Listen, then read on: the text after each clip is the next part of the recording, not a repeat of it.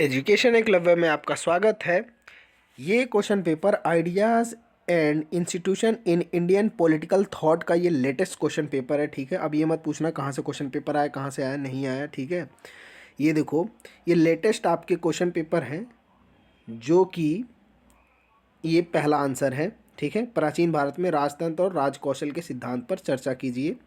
ठीक, दूसरा क्वेश्चन है प्राचीन भारत में राजनीतिक संस्थाओं की प्रकृति और ऐतिहासिक विकास का मूल्यांकन कीजिए।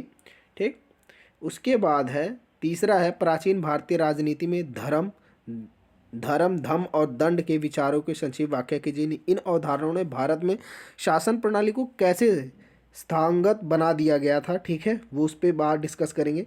प्राचीन भारतीय राजनीतिक परंपरा में दंड के विचार का आलोचनात्मक परीक्षण कीजिए। ठीक है, यहाँ देखो दंड पे ही दूसरा क्वेश्चन पूछ लिया है। प्राचीन भारतीय परंपरा में न्याय और नीति की अवधारणा के विकास को प्रासंगिकता का परीक्षण कीजिए। ठीक है, इसके बाद है भारतीय परंपरा में न्याय के विचार पर चर्चा कीजिए। अमर्त्य सेन के न्याय के विचार के संक्षेप में इस विचार की व्याख्या कीजिए। ठीक है, प्राचीन भारतीय राजनीतिक संस्था के रूप में सभा और समिति संक्षिप्त विश्लेषण कीजिए। वह राजनीतिक व्यवस्था में किस प्रकार प्रासंगिक है। आठवां क्वेश्चन है, देखो, राज्य और राष्ट्र से आपसे क्या तात्पर्य है, वह एक दूसरे से किस प्रकार भिन्न है।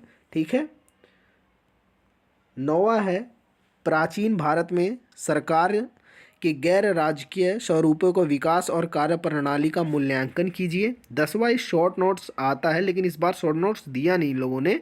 प्राचीन भारत में जाति व्यवस्था की उपस्थिति और विकास पर चर्चा कीजिए। इसने भारतीय समाज में सामाजिक और राजनीतिक पदानुक्रम को कैसे प्रभावित किया है, वो है डिस्कस कर रखे हैं।